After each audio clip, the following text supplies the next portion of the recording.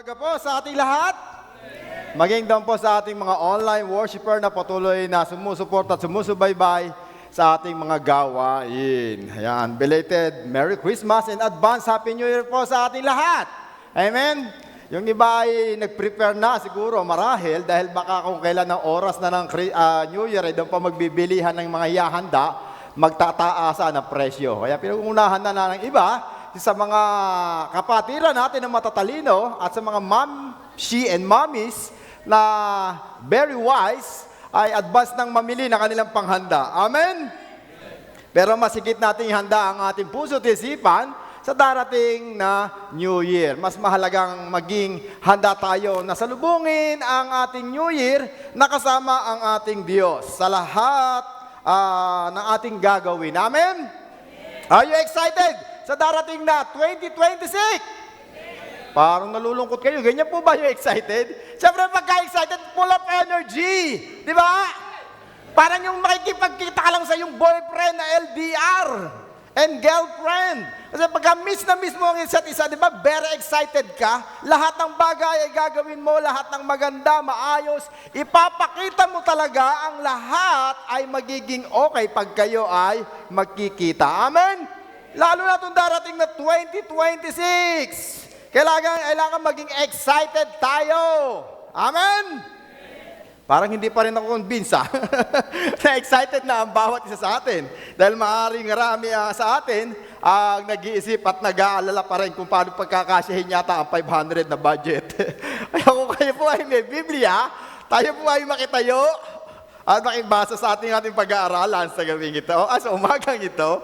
Tatawa ako po nininervyos. Sabi ko kung bakit. Ang tagal na po natin tumatayo sa harapan pero ang kaba hindi pa rin nawawala. Hallelujah! Makibukas po kayo sa akin sa Exodus chapter 3 verses 1 to 6. Exodus chapter 3 verses 1 to 6. At ating nga pong basahin at basahin ko po sa wikang Tagalog. Sabayan niyo po ako. Nandiyan na po ba kayo?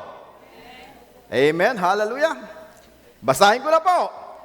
Samantala, habang nagpapastol si Moises ng kawan ng biyanan niyang si Jethro na pari sa Midian, itinawid niya ang kawan sa gawing kaluran ng disyerto. At nakarating siya sa Sinai, ang bundok ng Diyos. Doon ang anghel ni Yahweh ay nagpakita sa kaniya na parang apoy na nagmumula sa gitna ng isang mababang punong kahoy. Kitang-kita ni Moises na nagliliyab ang puno, ngunit hindi nasusunog. Kaya't nasabi niya sa kanyang sarili, nakakapagtaka naman ito.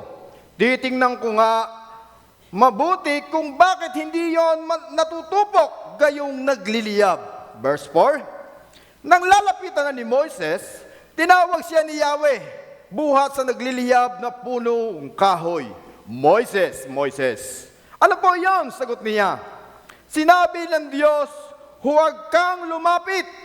Hubarin mo ang iyong sandalyas sapagkat banal na lugar ang iyong kinatatayuan o ang kinatatayuan mo. Mapalad ang pagbasa ng salita ng Diyos. Standing on holy ground. Make your New Year's holy.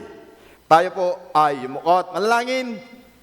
Hi Lord Jesus, we glorify your name, Panginoon. Patuloy, O Lord, kami nagpupuri, nagpapasalamat minsan pa sa isa na naman pong isang taon, Panginoon, na matatapos at maaaring lumipas sa aming buhay na naging makabuluhan, Panginoon, at naging mabunga, maraming katagumpayan at naabot ng mga pangarap, O Diyos. Kaya sa oras at araw nito, nais ka namin papurihan, nais ka namin pasalamatan, nais ka namin itaas at dakilain, O Lord, ang mga kamanghamang gawa sa aming buhay. At umaasa kami sa mga darating pang taon, O Lord, na patuloy, O God, na bibigyan mo kami ng supernatural breakthrough upon breakthrough sa buhay ng bawat sa amin na narito. Maging sa nanonood online. Umaasa kami, nananalig at nananampalataya sa oras at araw na ito. Ngayon pa lamang, O Diyos, ay pupunuan mo, liligligan mo, Panginoon, ang mga pagpapala, ang buhay ng bawat sa amin in all areas of our life. We acknowledge your Holy Spirit na tunay ng iyong kapangyarihan, ng iyong kaluwalhatian lamang ang aming maranasan, ang iyong salita ang aming maramdaman, O Diyos,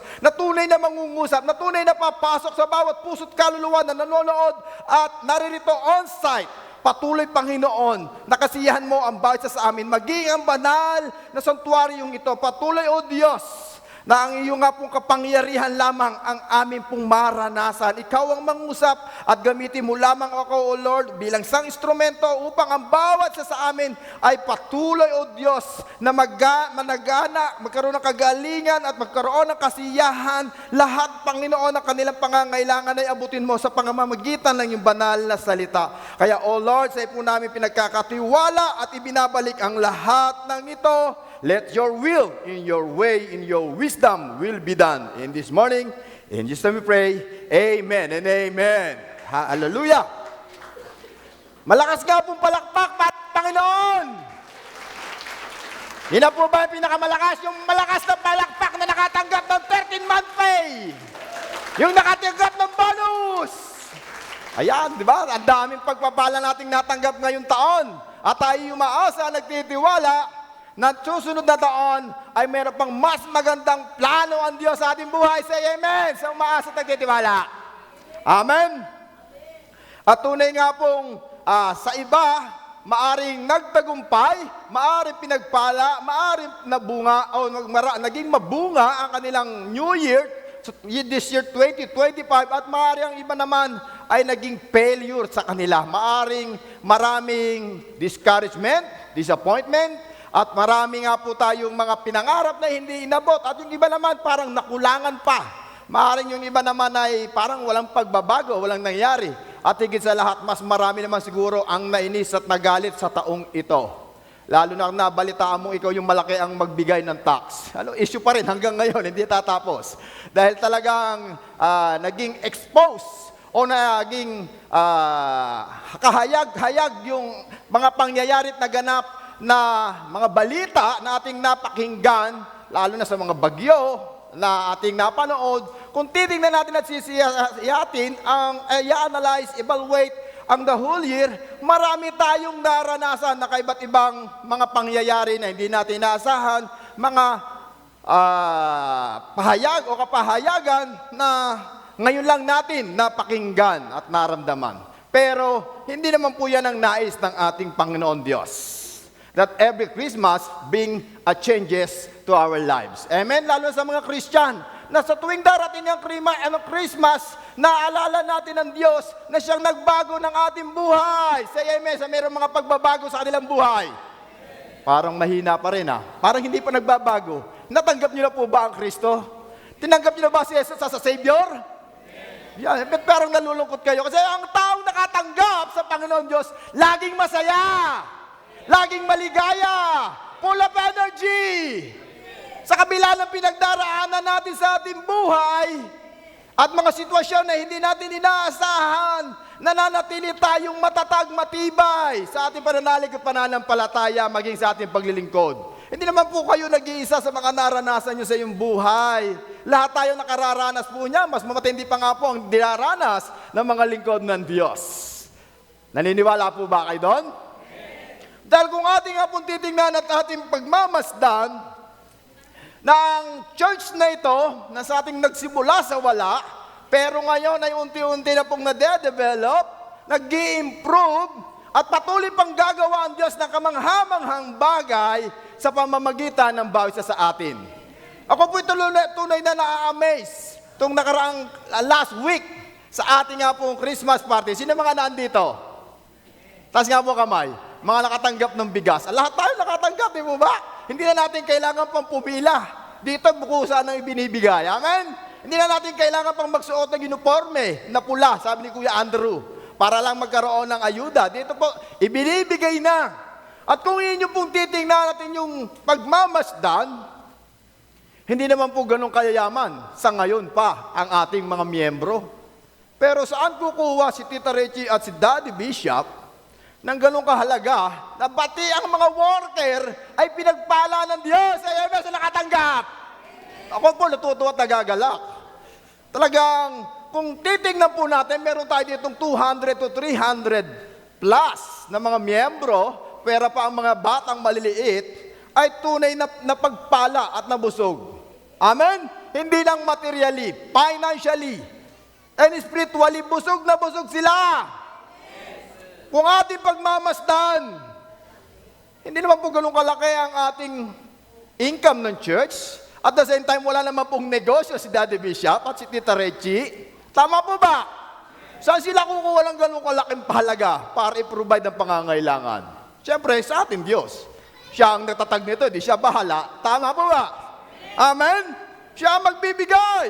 Siya ang magsusustain ng lahat ng ating pangangailangan. Amen? At siyempre, katulong din ng bawat isa sa atin. Amen? Dahil tayo nagkakaisa, nagtulong-tulong, nagsama-sama upang tayong lahat ay makaranas din ng maligayang Pasko. Kahit kaunti, nadagdagan yung 500 na budget na inilaan ngayong Christmas. Amen? At nakatutuwa na sa bawat Christmas ay mayroong buhay na nababago at isa ka na rin po roon sa binago ng Diyos ang buhay. Amen? Dahil kung kailang Christmas, doon lang natututong magpatawad, doon lang natututong kilalanin ng Diyos, at higit sa lahat tuwing Christmas, doon lang malimit sumasamba sa Diyos. Isang masakit na katotohanan. Ay, Christmas naman, makasamba naman. Pero hindi ganyan ang panuntunan dito sa ating loob ng church. Amen? Dahil every day is Christmas. Kaya araw-araw tayong sasamba sa Diyos. At araw-araw tayong babaguhin ng ating Panginoon Diyos. Dahil ang tunay na layunin at purpose ng ating Panginoon na tayo magkaroon ng buhay na ganap at kasiyasiya. Ito ang malimit kong deklarasyon at lagi ko pong pinanghahawakan na pangako ng Diyos sa aking buhay at maging sa aking pamilya, maging sa aking negosyo, maging sa aking pong mga minamahal. Naway ganun din po ang bawat isa sa atin. Amen? Parang hindi yata gusto ng iba ha. Si Tita Reggie at si Daddy Bishop, gusto tayong lahat ay managana, pero parang kayo yata ayaw nyo. Siyempre, pag kayo bine-bless ng Lord, amen? Pag kayo pinagpapala ng Diyos, nakikita po ng mga lingkod ng Diyos na hindi nawawala ng kabuluhan ng kanilang pagpapagal at pagpapakapagod, sakripisyo sa pagngangaral, sa pagtuturo ng banal na salita na nahahayag every Sunday, every day sa online ministry natin at sa everyday natin daily devotion. Na tunay na nakagagalak at nakatutuwa, nakakataba ng puso na tuwing magte-text sa'yo, hindi lang may problema. May nagte-text dyan na sinasabing, nagpapasalamat dahil nakilala ang mga lingkod ng Diyos. Na sila'y pinagpapala, na sila'y pinagagaling, na sila'y pinalalakas, sila'y pinatatatag, at sila'y kino-comfort ng ating mga leaders and pastors sa panahon na sila'y nahihirapan. Katulad po dito na ating pag-testong pag-aaralan kay Moises, na kung saan meron siyang mga karanasan sa buhay na hindi niya malilimutan. Parang maalaala mo lang kaya, ano? Pero ang nais ko pong i-emphasize sa inyo sa umagang ito ay kung paano nabago ang buhay ni Moises and how to live a meaningful life with abundant life. Ito yung pinangako ng Diyos, ito yung pagkatawag ng Diyos kay Moises at yun din ang pagkatawag ng Diyos sa buhay ng bawat isa sa atin. Salamat sa isang naniwala. Parang hindi po kayo laging naniniwala. Ano? Pero along the way, maaaring maniwala na po kayo. Dahil marami po tayong matututunan dito sa buhay ni Moises. Na kung saan tinawag siya ng Panginoon na doon sa wilderness habang siya ay nagpapastol ng kanyang tupahan o ng bakahan ng kanyang biyanan na si Jethro. At doon, the first time niyang na-encounter ang Panginoon, ang Diyos ng mga Hudyo. Ito ang kanilang Panginoon na hindi niya nakikilala at the moment na makita niya at makilala ang Diyos, siya ay na-amaze, siya ay namangha, siya ay nakinig at siya ay sumunod sa pinagagawa ng ating Panginoon. At may mga tatlong bagay akong nais i-share sa inyo sa umagang ito upang makamit natin ang tinatawag pong to live a meaningful life and to live abundantly in this year 2023. 2026. Sino naniniwala na siya magiging mabunga next year? Sino ang gusto maging matagumpay next year? Sino ang nagnanais na ang lahat ng gawa ng ating mga kamay ay pagpapalain ng Diyos? Sino ang nagnanais na ang lahat ng ating pinapangarap at mga ambisyon sa ating buhay, maging sa ating mga anak ay mangyari at maganap? Yan, lahat po tayo nagnanais. Tayo nananalig, nananampalataya, hindi lang tayo wishful thinking dito. Tayo po ay nananalangin sa ating Panginoon at nananampalataya tayo na ito'y mangyayari at magaganap. May tatlong bagay tayong pag-aaralan upang ito'y mangyari maganap. Hindi pa man sa New Year ngayon, pero ito'y pwede na natin pong lakaran bago tayo lumabas sa apat na sulok ng bulwagang nito. At ang tatlong bagay dito, how to live a meaningful life and to live abundantly. You must aspire to stand on the holy ground. You must aspire to stand on holy ground. Sabi po sa verses 2 to 5, ay ganito po ang ating pong mababasa. Doon ang anghel ni Yahweh ay nagpakita sa kanya na parang apoy at nagmula sa gitna ng isang mababang punong kahoy. Kitang-kita ni Moises na nagliliyab ang puno, ngunit hindi nasusunog. Kahit nasasabi niya sa kanyang sarili, nakakapagtaka naman ito. Titingnan ko ngang mabuti kung bakit hindi yon natutupok, gayong nagliliyab. Nang lalapit na si Moises, tinawag siya ng Yahweh buhat sa nagliliyab na punong kahoy, Moises, Moises. Ano po yan? Sagot niya, sinabi ng Diyos, huwag kang lumapit, hubarin mo ang iyong sandalyas sapagkat banal ang lugar na kinatatayuan mo. Standing on holy ground. You must aspire to stand on holy ground. Dapat tayo maghangad, tayo nga po ay magnais o nagpagnanasa, manabik. You must long to stand on holy ground, to choose to stand on holy ground, yearn to stand, or hunger to stand on holy ground. Dahil malaki ang kapakinabangan kapag ikay patuloy na tumatayo at kay nananatili sa presensya ng Diyos. Pag sinabi mong holy ground, it is a sanctuary kung saan ang Panginoon ay bumababa, ang Diyos ay nananahan, nananatili at nakikipag-usap sa atin. Bakit kailangan makipag-usap ng Diyos sa atin? Sapagkat nais ng Diyos ang mga panuntunan niya ang maging panuntunan natin. Hindi natin masusundan ang kanyang mga panuntunan kung hindi tayo makikipag-usap sa Kanya. Kaya we must aspire, maghangad tayo na palaging nakatayo, nakatungtong, nananatili sa Kanyang presensya. Lagi tayong dumako sa mga gawaing tulad nito, maging sa ating mga online services, maging sa ating mga Bible study, maging sa ating pong pag-aaral ng ating nga pong banal na salita, day and night. Yan po ang mga bagay na dapat nating gawin next year and kahit na ngayong araw na ito. Amen? Para kasi minsan tinatamad po tayo, lalo na pag tayo pagod at inaantok, at higit sa lahat pagka tayo dumadaan sa mga problema at pagsubok. Nag-aalinlangan tayong lumapit sa Diyos. Natatakot tayong tumawag sa Kanya.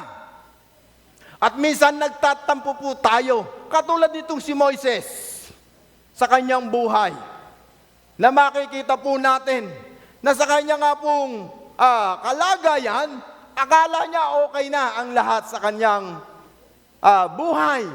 Nakalimot na siya, nakamove on na sa mga pangyayaring naganap nangyari sa kanya before sa Egypt. Pero nung na-encounter niya ang Diyos, doon nga po sa Mount Sinai o sa Mount Horeb na tinatawag pong banal na bundok ng ating Panginoon, doon niya naramdaman na mayroong isang taong makapangyarihan na higit sa kanya, na nakakaalam ng mga bagay na dapat niyang gawin, na mas marunong sa kanya, na mas malakas sa kanya, at mayroong isang tao o isang kapangyarihan na mamumuno mangunguna at sasamahan siya saan man siya pumunta. Nawa ganun din ang ating kaisipan sa tuwing tayo'y mag-aaral at dadako ng kanyang banal na salita. Na ma-encounter natin ang Panginoon. Sino po ang nagnanais at naghangad na ma-encounter natin Panginoon? Dahil kung inyo pong i-evaluate ang nagdaang taong ito, magdadaang taong na ito, pakiramdam natin parang hindi tayo sinamahan. At kung naramdaman mo naman ang pagsama ng ating Diyos, umaasa tayo next year, mas lalo tayong sasamahan ng ating Panginoon. Amen? Parang hindi pa rin naniniwala ang iba. Ano? Talaga pong kailangan kung tais nating magtagumpay, manatili tayo sa presensya ng Diyos. Bakit po? Katulad po nitong nakita ni Moises, na nakita niya, natural sa wilderness, ang makikita mo po dyan, puro mga patay, malimit. Nakatingnan po ba sa disyerto? Wala po kayong makikita dyan parang sabihin nating nabubuhay. Dahil yan ay tuyot na lugar. Marahil kung meron man siguradong mga tuod, katulad ng itong nakita ni Moises, isang punong kahoy, na sa malayong tingin niya, akala niya kung ano lamang yung nagliliyab. Kaya siya nandoon nagtataka. Nang makita niya ang bush o isang punong kahoy na tuod, ito'y nag-aapoy. Sa aking pananaw at sa aking pag-aaral, parang sa tingin ko kung kayo po'y nakaranas ng dumaan sa matinding init, makikita niyo po parang pag tumingin kayo sa kalsada, mayroong parang, tawag dito, parang may nag-evaporate. Tama po ba? Lalo ko ikaw ay nasa highway, makikita niyo po mayroong lumalabas na usok sa inyong dinaraanan o sa inyong pupuntahan. Tama po ba? Kaya sa akin pong pananaw, parang ganun siguro ang tingin ni Moises sa punong ito na kanyang makita. Totoo, sabi niya, totoo kaya itong nagliliyab? Baka ito'y guni-guni ko lang. Baka ito ay kathang isip ko lang dahil sa aking mga malawak na pag-iisip o karanasan.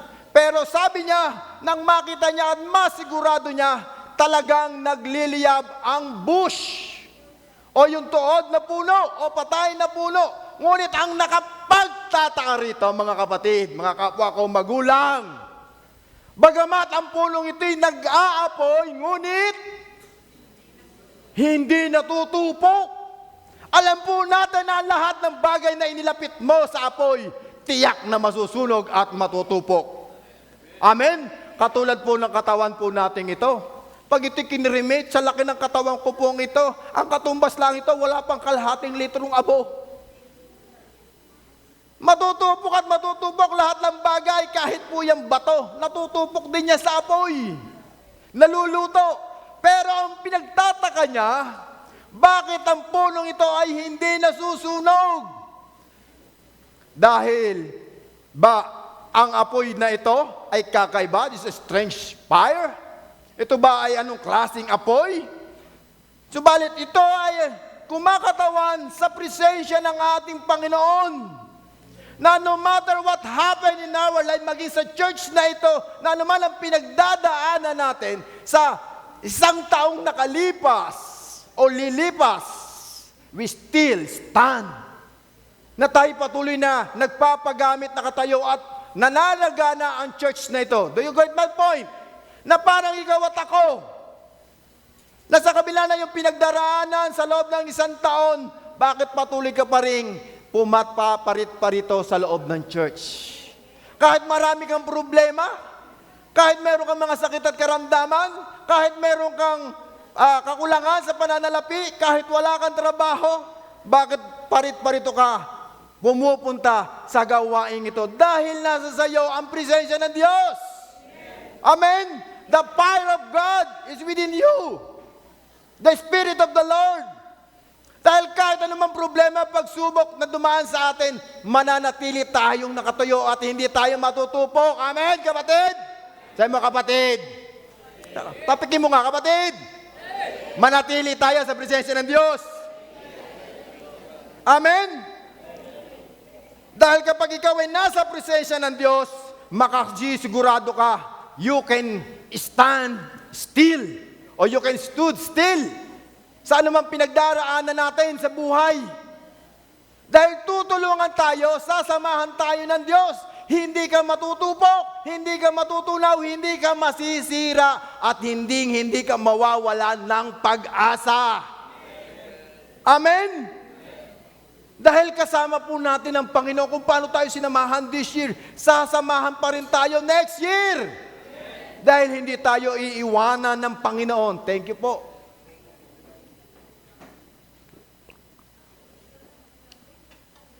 At hindi lang po sa Biblia ang ating mababasa.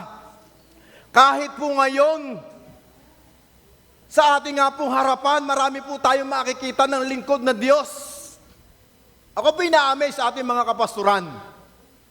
Lalo na sa ating pong mommy and daddy bishop, na kung paano nila i-govern this 100 of people with daughter churches na almost nasa 1,000 na po tayo kung susumahin, na wala naman silang ganong kalaking source of income, pero sa tuwing sila'y lalapitan, hindi sila nagdadamot kung meron lang din. Salamat sa naka-experience na lumapit at natugunan. Pero kung makikita nyo po na meron silang mga sariling problema. May mga sarili din silang problema sa trabaho, sa pamilya, sa mga magulang, sa mga kapatid. Pero patuloy pa rin silang tumatayo at naglilingkod sa umasan ng Diyos. At higit sa lahat, makikita po natin, laging pinagpapala ang ating mga lingkod ng Diyos. Amen? Para hindi ka niniwala, may engineer na si Bishop at si Mama Reggie. Amen? At ganyan din po si Pastor Ares, lalo po kay Pastor Ares. Pastor Ares, na-amaze po ako. Kung niyo pong titingnan, ang kanya pong source of income, doon sa paggawaan po lang ng relo. Alam niyo po ba kung pinagpagagawa din ng relo at nagpapalit ng mga battery? Sabi ko po, sa aking experience, sa aking negosyo, hindi ganun kalaki ang kinikita po sa paggagawa ng relo. Para kung tawagin sa mga negosyante o sa palengke, dapuan ng langa kung tawagin lang. Kung madaanan. Sa isang araw, swertihan na maka 300 at 200 piso na magpapagawa at magpapalit ng battery. Pero si Pastor Aris, meron na ngayon 2 teacher. Ba? Parang hindi yata naniniwala ang iba. Si ganyan din po si Pastor Edgar. Nakapag-graduate din po ang kanyang anak na si Nep. Itong mga lingkod ng Diyos ay halimbawa lang po at magpapatunay na kapag tayo nanatili sa presensya ng Diyos, ma-amaze ka sa ginagawa niya. Na hindi mo alam kung saan nanggagaling mga mapagpapala. Hindi mo malalaman kung paano nila napagtatagumpayan ang mga problema at suliranin na kanilang hinaharap at kung paano nila minamanage ang kanilang time, i-divide ang kanilang salakas, ang kanilang karunungan at kaalaman para lahat tayo ay matugunan sa pangangailangan. Pero lahat ng yan nagagawa nila dahil katulong nila ang Diyos. Kaya kapag katulong mo ang Diyos, hindi ka mapapagod. Mga kapatid, hindi ka mapapagod. Hindi ka magsasawa. Hindi ka aayaw. Kapag kasama mo ang Diyos. Amen?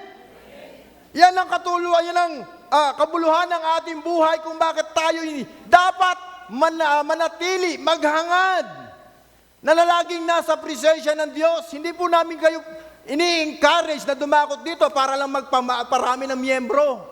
Masabing malaki ang ating bulwagan. No, hindi po. Dahil ang nais po ng mga lingkod ng Diyos na tayo umayos ang buhay. Na tayo magtagumpay sa ating mga pagsubok suliranin at tayo managana financially and materially. Amen? Dahil pag kayo po'y nanagana, tayo magiging patotoo na katunayang buhay ang ating Diyos. Na tayo tinutulungan ng Diyos. Ika'y magiging witness na mayroong isang Diyos na nag-aaruga, nagmamahal sa buhay ng bawat isa sa atin. Palakpakan nga po natin ang Panginoon. Hallelujah! Tunay na nakaka-amaze ang Panginoon sa ating buhay. Hindi lang sa mga lingkod ng Diyos. Alam ko, ang bawat isa sa atin may mga kanya-kanyang sariling testimony na kung saan ipinakita at pinaranas ng Diyos na sa ating nga pong patuloy na pananatili sa Kanya nga pong presensya, tayo'y nagtatagumpay sa lahat ng ating nanaisin, pagpaplanuhin, dahil nananahan ng ating Diyos sa ating buhay. Amen? Naniniwala po ba kayo na nananahan ng ating Diyos? Kung noong araw, ang Diyos ay nananatili sa sanktuaryo tulad nito, sapagkat yun ang kanyang kabilin-bilin sa Exodus chapter 25, verse 8, na sinakausap niya si Moises at sabi niya, magpagawa ka sa mga mamamayan ng Israel na sanktuaryo para sa akin upang titira ko sa gitna nila. Pero yan po'y noong araw. Pero nowadays, sabi ng Revelation chapter 3 verse 20, ako'y kumakatok sa inyong pinto at kung ako'y diringin at pagbubuksan, ako'y papasok sa inyo at ako'y sasama sa inyo. Ang sinasabi po ng Panginoon itong pinto ay yung inyong puso, sapagkat sabi ng 1 Corinthians chapter 16 verse 9, your body is the temple of the Holy Spirit. And the 1 John chapter 4 verse 4, ang sabi niya po doon, greater is He that's in you that He that's in this world. Nakukuha niyo po ba ang sinasabi ko? Ito po yung mga ilan lamang mga Bible verse na dapat nating maunawaan at maintindihan na tayo ay sinasamahan ng Diyos. At kasama natin ang Diyos. Maliban na lamang po kung ikaw ang tatakbo palayo sa Diyos. Kung ikaw ang lulubay sa mga pangako ng Diyos. Pero naniniwala ako pag naramdaman mo na ikay papalayo sa Kanya, God always makes a way if since there's no way. Katulad ni Moises. Si Moises si tinawag ng Panginoon Diyos dahil meron siyang purpose na gagawin. He had a great calling na inata sa kanya. Akala niya, okay na ang buhay niya sa wilderness, sa Midian. Bakit po? 40 years siyang walang nakakilala sa kanya. 40 years siyang nag-aalaga lang ng tupa. Akala niya okay na ang buhay niya. Masaya na ako dito, kumakain. Walang nakakaalam ng aking ginawang kasalanan. Kaya okay na ako dito, sitting pretty na. Pero nang makilala niya ang Panginoon sa kanyang buhay, doon niya napagtanto na mayroong maganda palang layunin ang Diyos sa pagkatawag sa Kanya. At yun din ang nais ng Diyos sa atin. Na dapat tayong lahat ay tumugon sa panawagang ito, na tayo manatili sa Kanyang presensya. Say amen sa mga anak ng Diyos. Nais niyo ba bang magtagumpay next year? Manatili ka, kapatid. Amen? Manatili ka sa gawain ng Diyos. Manatili ka kung saan hahayag ang salita ng Diyos. Sabi ng Matthew chapter 18 verse 18, kung saan may 2-3 nagkatipon, ako ay nasa kanilang kalagitnaan. Kaya kung saan hahayag ang kabutihan ng Diyos, kapatid, mayroon at mayroon kang matututunan at may makukuha kang karunungan buhat sa salita ng Diyos. At dapat natin itong tanggapin. Alam niyo po ba, ma-share ko lang, ako po ay na-amaze din sa nangyayari sa buhay ng tatay ko. At kung sa hindi po nakakaalam, kami po maraming battles na pinagdaraanan po ngayong pamilya. Pero sinasantabi po namin yan. At pinapasa Diyos na lang po namin. Kaya lang po, akin pong natutunan dito, ay mayroon po akong nakitang isang bagay na pinagagawa sa aking tatay, na siya po ay ooperahan sa atay upang butasin ang kanyang atay, and then lagyan ng tubo upang doon lumabas yung liquid na nasa kanyang tiyan. At ito po ay halos 150,000 ang hinihingi po sa amin. Kaya po ang tanong ko po doon sa aking ate, dahil siya ang nakikipag-usap, and then pagkatapos noon, ano ang gagawin? Ang sabi lang po dyan, at alam niyo po, ang sabi sa kanya ng doktor, titingnan at pag-aaralan kung anong bukol ang nandoon sa kanyang liver. Bilihin niyo po ito, kung niyo po titingnan, magbabayad ka lang ng 150,000 para pag-aralan lang at matuklasin nila at malaman kung ano yung bukol na yon. Willing ba kaming magbayad? Kung isipin niyo po, nakakapanghinayang 150,000. Pero kung ito may kagalingan, lalargahan po namin. Subalit wala pong pang kagalingan na pwedeng gumamot sa atay sa ngayon. Kaya ang aming pong dalangin at samahan niyo po kami sa aming prayer na makayanan ng aking tatay ang crisis sa kanya nga pong pangangatawan. Ang aking point dito po, para lang makakuha ng karunungan at kaalaman, magbabayad ka ng 150,000. Pero tayo yung salita ng Diyos, punong-puno ng karunungan, wala kang babayaran. Tatanggapin mo at pakikinggan at isa sa buhay, ikaw ang makikinabang. Tatanggapin mo ba? Salamat sa tatanggap. Amen? Para lang sa isang napakaliit na karunungan, magbabayad ka, pero ito salita ng Diyos. Ikaw pang makikinabang. Kailangan lang po natin tanggapin at matututunan natin yan kung tayo mananatili sa presensya ng ating Diyos. At how to have a meaningful life and abundantly. Ang pangalawa, be willing to lay aside your sandals in humility. Be willing to lay aside your sandals in humility. Sapagkat sabi po sa verse 5 ay ganito, then he said, do not come near. Take your sandals off your feet, for the place on which you are standing is a holy ground. May dalawang bagay na inutos ng Diyos kay Moises. Ang una, God gave Moses to command, do not come near. Ang sabi ng Panginoon kay Moses, huwag kang masyadong lumapit dito. Bakit po? Dahil sabi ng Romans chapter 3 verse 23, walang nakaabot sa kaluwalhatian ng Diyos at ang lahat ay napuno ng kasalanan. Kaya kung lalapit dito si Moises, maaari siyang matupok at maaari siyang masunog. Pero hindi sinabi ng Panginoon na hindi ka pwedeng lumapit, kapatid, sa ating Diyos. Ang sabi niya lang, huwag kang masyadong lumapit, dumikit. Ang sabi niya, huwag ka lang masyadong lumapit.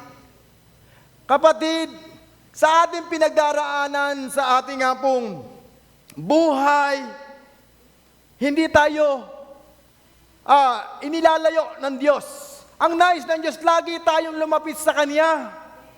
Kahit tayo punong-puno ng kasalanan, kahit tayo nagkakamali, kahit tayo sa tingin mo'y marumi, kahit na tayo ay hindi worthy, kahit tayo ay hindi capable na gumawa ng mabuting bagay o maglingkod sa Kanya.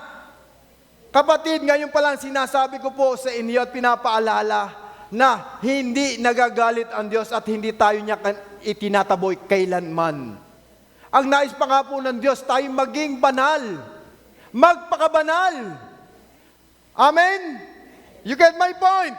Kaya sabi niya, do not come near. Hindi niya pinagbawal na huwag kang lumapit sa Kanya, huwag ka lang masyadong lumapit. Dahil hindi tayo makalalapit ng napakalapit sa harapan ng ating Panginoon Diyos. Gusto niyo po bang lumapit at makasama na ang Diyos? O sino gusto na mauna?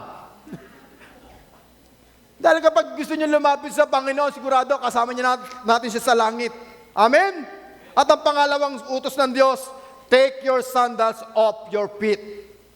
Sandals means your past and present situation is a sign of reverence, humility, and respect.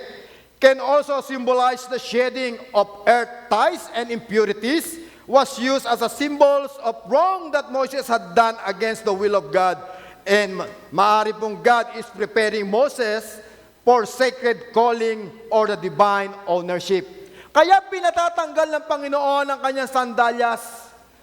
Ito ay symbolize lamang ng pagpapakita, ng pagpapakumbaba sa ating Diyos. At noong unang panahon, ang kaugalian po ng mga Hudyo, kailangan mong magtanggal ng iyong tsinelas kapag pupunta ka sa isang lugar o sa isang tahanan na iyong pupuntahan. Ito'y pagpapakita ng paggalang, pagpapakita ng respeto, at pag-unawa na hindi ka karapat-dapat pumaroon at pumasok sa pag-aari ng isang taong may pag-aari ng property iyon.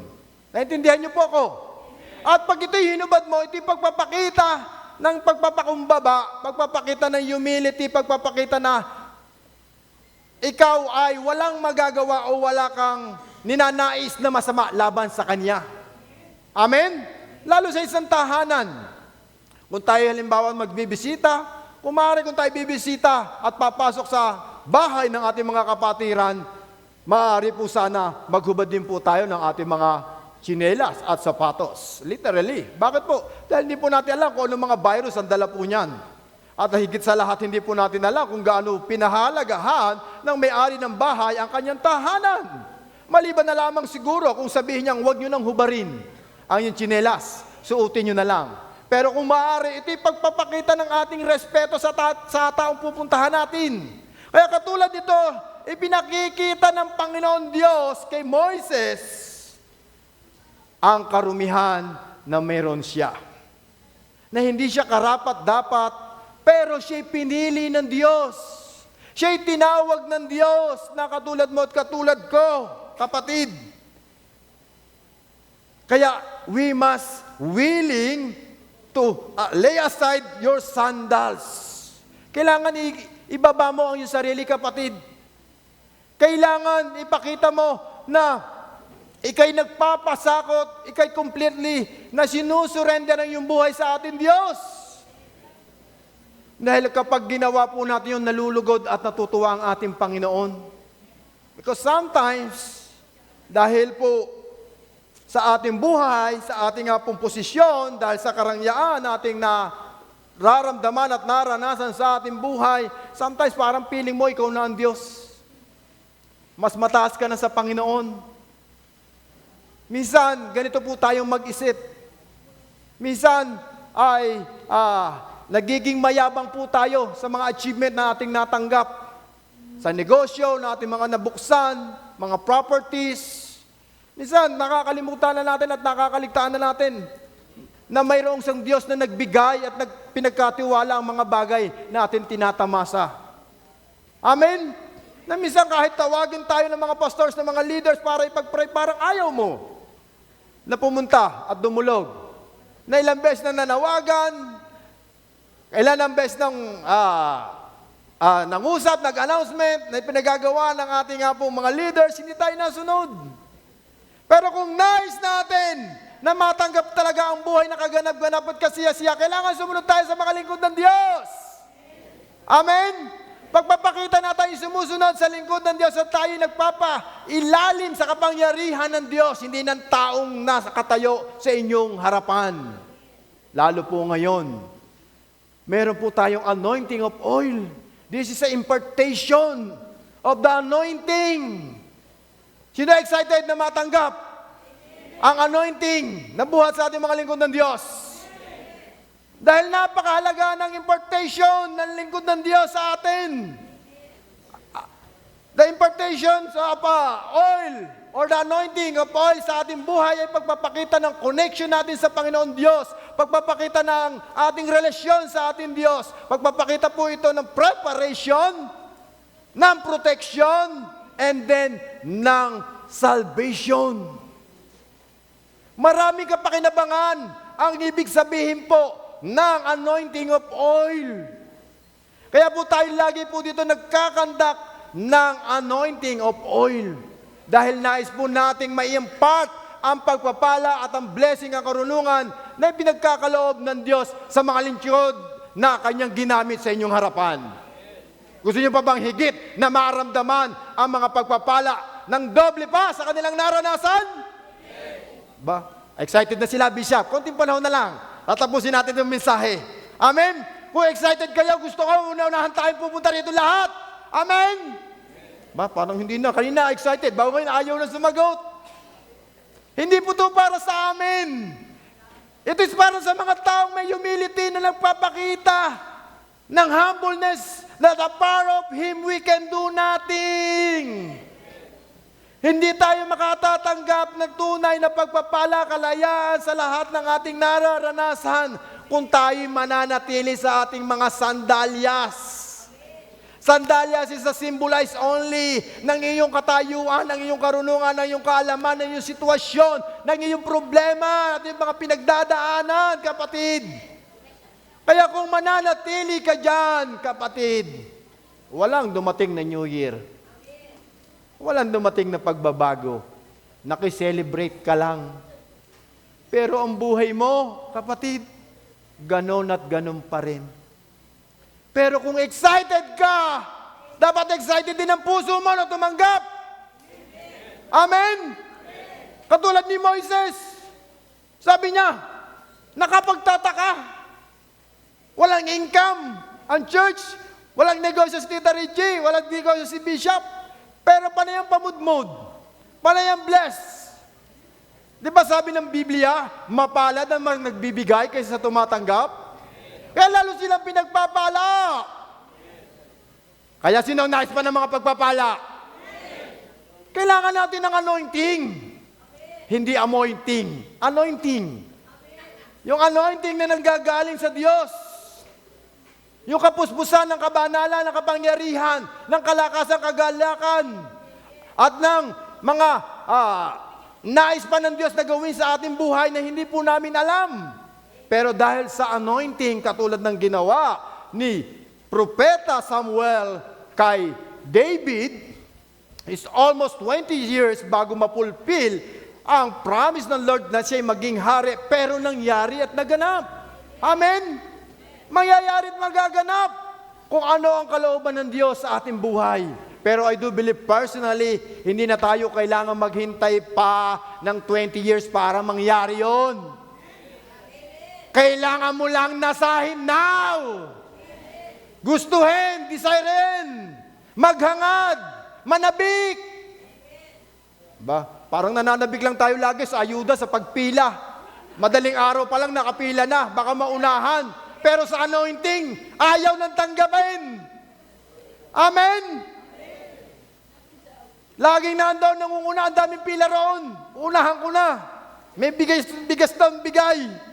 Pero bakit pagka-anointing of head, the fresh anointing, parang pinipilit pa tayo. Takot na takot pa tayo, baka masunog. No, kapatid, it's only a symbolize.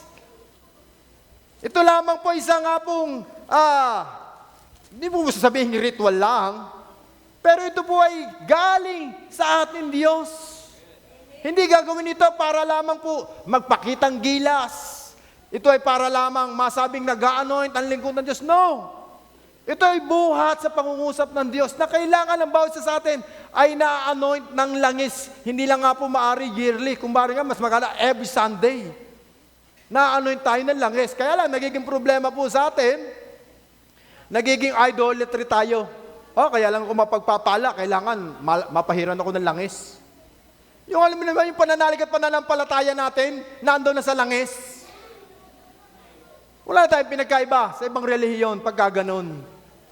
Na kailangan, atin na lang ako, kapag mayroong banal na hapunan, ang daming umaten, pero pagka walang banal na hapunan, wala nang umaten. Parang nandoon lang yung paglilinis. Pagka kumain ka ng banal na hapunan, hindi po ganun. Every day, pwede tayong linisin ng Diyos. Every day, pwede tayong pagalingin ng Diyos. Be willing. Kailangan maging bukal sa atin lahat, sa ating puso ang lahat ng ating gagawin. Amen? Be willing na baguhin tayo ng Diyos sa ating pananaw, sa ating pagkatao, sa ating pag-iisip. Yung ating mga lumang nakaraan ay kalimutan na. 2025, iiwanan na natin po yan. Papasok na ang 2026. Huwag natin gayahin si Moises na almost 40 years siya sa wilderness, sa Midian. Nakakala niya, masaya na ang buhay niya, okay na dun. Walang nakakakilala sa kanya. Pero in the moment of time, it's a matter of time, sabi ng Panginoon, Moises, Moises, did you imagine na pumunta siya sa lugar ng Midian, ay may nakakakilala sa kanya? Wala po. Sa Biblia lang po natin mababasa ang binabanggit ang kanyang pangalan. Dahil walang nakakaalam sa kanyang pangalan, kundi ang kanyang ina. Kaya nang tawagin siyang, Moises, Moises, nagulat siya, namangha siya, aba, nandito ako sa lugar ng Midian, pero may nakakakilala sa akin. Lalo po sa ibang bansa, katulad po sa akin experience sa Taiwan, pag po kami pumunta doon, iba po ang pangalan namin. Nag-iiba. Hindi lang po sa bansang Pilipinas meron change name. Sa ibang bansa rin, nagkakaroon ng change name. Nagbabago. Pero dito, nagulat si Moises na pagpapakita na kilala tayo ng Diyos. Na alam niya ang layunin niya, ang purpose niya ay hindi nagbabago sa pagkatawag sa iyo. Amen? Kaya nga nang makita niya sa Exodus chapter 3, verse 4 and 5, sabi niya, nang makita ng Panginoon na papalapit si Moises upang tumingin, tinawag siya mula sa gitna ng mababang punong kahoy. Sabi niya, Moises, Moises. Kaya sumagot siya na mayroong kasabikan. Sumagot siya, sabi niya, narito po ako. Kaya kung tayo tinatawag ng lingkod ng Diyos, be willing, kapatid. Titingnan ko nga mamaya kung sinin tatayo. Magmamasid po ako. Lalo na ang Panginoon. Alam mo, hindi ko po kayo pagmamasdan para lang husgahan. Hindi po ganon. Tinitingnan ko lang po talaga at makita po natin na tayo tumutugon at sumasagot sa panawagan ng Diyos. Si Moises, very alert. Sabi sa kanya, Moises, Moses. Ang sabi niya, narito po ako, Panginoon. Tayo po kaya kung tawagin ng Diyos nowadays. Itong oras na ito, habang nakupot natutulog ka sa upuan niya, tingnan mo nga katabi mo kung tulog na. Tulog na ba yung katabi mo? Sa lakas ng boses kong ito, nakakatulog ka pa rin. Handa ba tayong sumagot? O ikaw'y tulog? Very alert! Dahil kapag ang Diyos ang tumawag, meron siyang gagawin. Kaya be alert and attentive pag ikaw'y tinawag ng Diyos. Huwag mo sanang hintayin na kapag ikaw'y tinawag ng Diyos, nandoon ka na sa langit. Wala ka nang magagawa kapag nasa langit ka na, kapatid. Kaya kailangan pag nanawagan ng Diyos, sumagot tayo, kapatid. At pakita natin ang kababaan ng ating puso at ng ating pong espiritu. At ang pangatlo, obey God wholeheartedly without fear and hesitation. Kailangan sumunod tayo sa pinagagawa niya ng walang pagkatakot at walang pag-aalinlangan. Kung ano ang nais ng Diyos na ipagawa sa atin, huwag kang matakot, kapatid. Sabi mo sa kapatid mo, kapatid! Tapikin mo naman yung katabi mo, huwag mo sa akin tumingin. Kapatid! Huwag kang matakot! Or don't hesitate! Natatakot na yung iba, darating ang 2026, wala pa daw nobya. Wala pang girlfriend, feeling alone, nag-iisa sa buhay. Natatakot, walang trabaho. Nangangamba na baka malugi ang negosyo, na walang kagalingan, wala nang katapusan ng problema at suliranin. Hindi pa dumarating, nandoon na ang pagkatakot. Dapat meron tayong kagalakan. Kaya kung tayo susunod sa panawagan ng Diyos, obey God wholeheartedly without fear and hesitation. Na tayo mag-expect this year na mayroong mas magandang gagawin ng Diyos para sa iyo. Na ang bawat head of the family ay magiging ilaw ng kanyang tahanan, magiging ilaw ng kanyang kapitbahay, ng kanyang society, at ng kanyang mga katrabaho sa job place o sa man lugar na naroroon ka sa inyong community. Hindi lang po ang head family ay lalaki, kundi ikaw na mayroong pananalig at pananampalataya is one of the head of your family. Amen? Kaya dapat maglingas ka, magapoy ka, hindi ka mauundap-undap. Kailangan lagi kang on fire. Kailangan lagi kang mainit. Hindi lang tuwing may lagnat, may fever. Kailangan mainit ka sa pagkikinig ng salita ng Diyos. Dahil ngayong taon, naniniwala ako sa mga taong bumaksak, nabigo, mayroon tayong pagkukulang. Aminin niyo man po at sa hindi. Maaaring nagkulang ka sa pananalangin, pagbabasa at pagdili-dili ng salita ng Diyos, pakikinig ng salita ng Diyos, pagdako sa gawain ng Diyos, paglilingkod sa ating Diyos. Kaya ang bunga, baksak, failure. Hindi tayo sumunod ng bukal sa ating puso. Puro tayo takot, puro tayo pangamba, puro tayo pag-aalala. Natural po yan, being a human. Pero pag ang Diyos ang tumawag sa iyo, kapag ang panahon ang tumawag sa iyo, don't fear and don't hesitate. Do not fear and do not hesitate for God's calling. Amen? Dahil ang Panginoon pag tumawag, may nakahanda na. Amen? May hinanda na siya. Hindi na natin kailangan pa ng kutakot-takot na dahilan pag tayo tinawag ng Diyos. Katulad ni Moises. Noong siya'y na-encounter niya ang Diyos, tinanggap niya ang Diyos bilang tagapagligtas ng kanyang buhay, nagkaroon siya ng pagkaunawaan mo sa salita ng Diyos. May pinagawa sa kanya. Anong pinagagawa sa kanya? Pangungunahan niya ang mga Israelite. Gagamitin siyang leader. Pero ang kanyang dahilan, ang sabi niya objection, sa plano ng Diyos, inireveal ng Diyos ang plano niya sa mga Israelite at sa pamamagitan ni Moises siya'y magiging leader, pero meron siyang mga objection. Ang sabi niya, Lord, who am I? Sino ako? Ang pangalawa niyang rason, who shall I say sent me? Ano ang sasabihin ko kung sino nagsabi sa akin? Why? O sabihin niyo naman, what if they don't believe me? At ang pang-apat niya sinabi, I'm not eloquent. Hindi ako maayos magsalita. At ang huli sinabi niya, Lord, please send someone else. So, wag na lang ako. Siya na lang.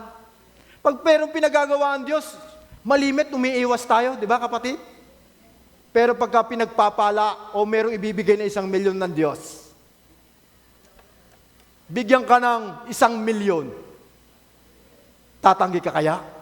Pwede ba sabihin ng Panginoon sa iyo, anak, may 1,000,000 ako dito, bibigay ko sa iyo. Pwede bang sabihin mo, Lord, please, ibigyan mo na lang sa iba. Bigyan ka ng bahay at lupa. Pwede bang sabihin mo? Ano sasabihin natin malimit? Parang wala na. Sabihin pa muna natin, di ba? Akin na lang yan, Lord. Sino nagnanais ng kagalingan? Amen! Sino gusto ng pagpapala? Amen! Sino gusto ng blessing? Amen! Whom shall I send? O, kita nyo na? No amen! Wala nang amen! Ito ang mga excuses ni Moises nung siya inutusan ng Diyos. Kaya nga po ang text natin, obey God wholeheartedly without fear and hesitation. Kaya nga po doon sa Exodus chapter 4, verses 40 to 17, God said to Moses, no more excuses. You can do it and you will do it. Sabi mo sa kapatid mo, kapatid, next year, no more excuses. You can do it, and you will do it. Amen? Sabi ng Panginoon, go and obey. And the Lord you will see. God is the God of promise keeper. God is not going to show you something right now, but you know what you will see? You will see God. Kung ngayon hindi mo pa nakikita ang mga bagay na pinagagawa sa iyo ng Diyos, pero nakikita mo na mayroong Diyos na tumawag sa iyo, na pumili sa iyo at may pinagagawa sa iyo. Kaya nga po ang sabi ni Moises sa Exodus chapter 3 verse 3. So Moses thought, I will go over and see the strange sight. Why the bush does not burn up? Nang makita ni Moises, ang puno na nagliliyab, ang sabi niya sa verse 3 ay ganito, dito po ako magtatapos. Kaya't sinabi niya sa kanyang sarili, nakapagtataka, bakit Kaya't sinabi niya sa kanyang sarili, nakakapagtaka naman ito. Tingnan kong mabuti kung bakit hindi iyon natutupok ngayong nagliliyab. Ang nakita ni Moises ay literally na burning bush. Burning bush. Isang punong kahoy na nagliliyab. Subalit nowadays, I want to bigyan ng symbolize ang burning bush na ito. Ito ay isang vision, isang pangitain na ipinakikita sa iyo ng Diyos ang darating na 2026. God put in your heart a vision. Vision na tiyak na mangyayari at magaganap in the year of 2026. And you know what? Ang Panginoon ang nagpakita ng vision sa iyo today na kaya mong gawin ang pinagagawa sa Kanya, magagawa mo yon at gagawin mo yon. Mayroon na siyang provision na nakahanda. May provision na siya. If God has put a dream in your heart, nothing can stop it. He will provide what you need, people, resources, opportunities, ideas, and blessing. Even when it feels hard or impossible, remember, God is bigger than every obstacles, delay, or fear. What He started in you, He will finish it in His perfect time. God's plan is for you to prosper, to succeed, to overcome, and to live with joy. Every closed door or setback is just a part of His preparation for something greater. So keep believing and trusting, because if it is His will, no one can stop it. If it's God's will, no one can stop it. If it's God's will, no one can stop it. If it is God's will, no one can stop it. Ready na po ba tayong tumanggap the fresh anointing come from the Lord in this morning? Handang-handa na po ba tayo na makuha at matagpuan ang presensya ng Diyos sa umagang ito? Handang-handa na po ba tayo na manalig at manampalataya na mayroong pag-asa sa darating na 2026?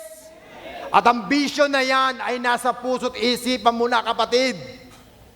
Kaya kailangan na natin ng lingkod ng Diyos to protect your vision that God revealed into your heart and in your mind in this morning.